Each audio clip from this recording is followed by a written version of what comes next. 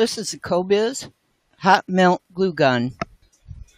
You'll get the glue gun, the instruction manual, and 5 premium glue sticks. This is a heavier duty glue gun, so it will work for industrial, home, and arts and crafts use. This is what it looks like when you open the box. This is a better view of the contents.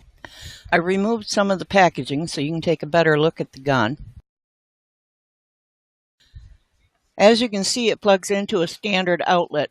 It also has a wire stand that can be flipped down to keep it off of your surfaces. Here's a shot of it with the stand down. Of course, don't do like I have pictured here and set it on flammable surfaces, even with the stand. This is what the glue sticks look like. Just slide one of your 5 glue sticks into the hole and push it on through. It has 2 settings for various projects. Just choose your setting, then plug it in for about a minute if you use the high setting, or 3 to 5 minutes on the low setting. I found the low setting adequate for most projects. Once your glue gun is warmed up, just squeeze the trigger. Your glue will flow smoothly through the nozzle.